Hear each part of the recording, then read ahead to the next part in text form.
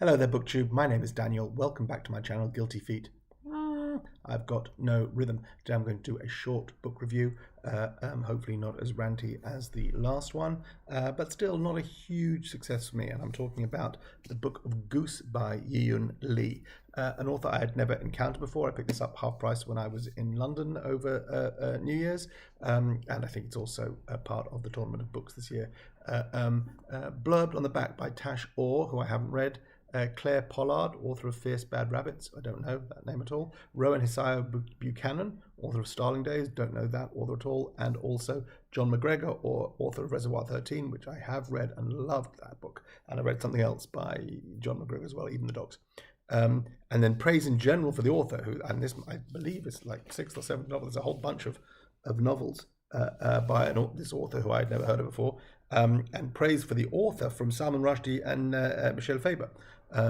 So, my bad for not knowing anything about Yiyun Lee, but happy to have come across her as a result of the inclusion of this book in the tournament of books, but not blown away. What is the Book of Goose? Well, even this thing, the Book of Goose, the goose itself is somewhere in there as a metaphor which never really coheres in my mind. It's a story triggered by a letter that the narrator receives about a friend of hers, a childhood friend of hers, Fabienne, and the narrator is Agnes. I'm sure I'm supposed to say that in the French way, as they're all French. Agnes's mother writes to her that Fabienne has died in childbirth, I believe, which is also a kind of running theme through the book, that having children is dangerous in some way, and there are a series of, or a number of different characters in the book who die in childbirth. So that's also a theme which isn't really fully explored, but there's something about children and the danger of children, and then the danger specifically of giving birth. That's in there. Anyway, then we go from this trigger to a flashback of the lives of Agnes and Fabienne together, and they live in a sort of rural part of France, and live sort of lives on the land, and not much supervision from their parents. And we're talking about when they're young girls together, caught up in each other's worlds. There seems to be some kind of hierarchy there, that Agnes adores Fabienne, and Fabienne sort of lets Agnes tag along, and she's really the alpha, but Agnes is happy just to be in her orbit, and there's lots of detail about that, and about the relationship between these two girls, and they often have different plans and dreams and thoughts that they're going to do things together, and then the motivation behind the whole story is a decision that they take, which is to write a story and eventually write a book, and the story is mostly comes from Fabienne, but is recorded by Agnes.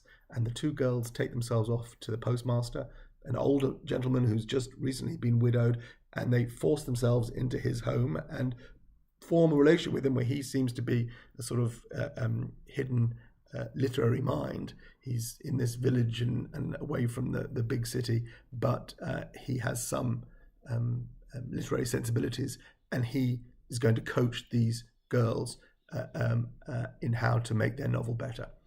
Somehow, Fabienne makes it clear all the way through that she doesn't want her name on it. So even though she's been the trigger behind this and the motivation behind most of the writing, Agnes is identified as the author. Eventually, she becomes a child cause célèbre and is taken up by Paris, and her book is published and reviewed everywhere, and is translated, and that becomes the heart of the story, of what it's like to be fated as a child prodigy, what that means, and then what happens, the opportunities that Agnes gets. Agnes, not Fabienne, where her publishers and her parents, who are simple rural folk, eventually agree that she will be taken out of her village in France and sent over to England in the care of a sort of headmistress / wannabe writer, who's going to nurture this talent so that Agnes is able to produce a second work and build a career. And she takes her to a school in England, a boarding school of young women whose parents have sent them off to be developed by this strong-willed English teacher. and Fabienne is left behind, and Agnes feels terribly guilty, and there's a lot of sort of plotty horribleness going on at the school, and this guilt that should Agnes be there, does she ever have a thought of her own? What is the symbiotic relationship between Agnes and Fabienne, and blah blah blah blah. Lots of that stuff, and you know, I could have done with about 100 pages less of it for starters. I don't know what it is with authors. You know, you see a lot of books sort of 220, 240 pages, and then when you get over that, they reach this 350 pages is more than I want to commit to for something that is just feels very padded. I think you can tell this story in 240 pages,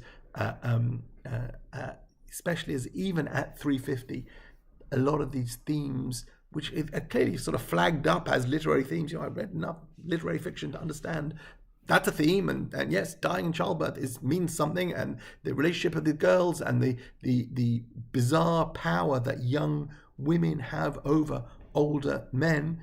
It's not quite sexual, and there's never any hint of impropriety, but there is something that men can be in awe of young girls, and that's an interesting dynamic, but not really sort of explored.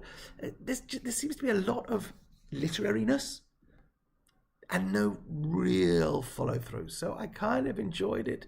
And, you know, I got through it and just got to the end of it and thought, well, why? And if any of the relationship that I described between Fabienne and Agnes sounds familiar, that's because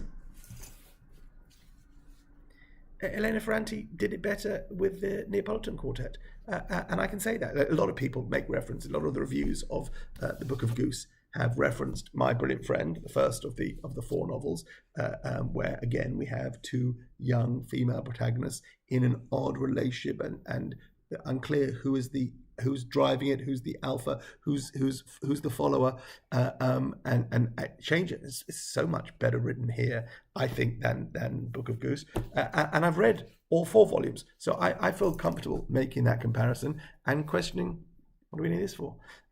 So the Book of Goose by Yiyun Li, it's perfectly fine. It's about 100 pages too long. I certainly don't regret reading. I didn't hate it the way I hated Olga Dies Dreaming, but yeah, just a bit ordinary. Book of Goose, Yiyun Li. Thanks, bye.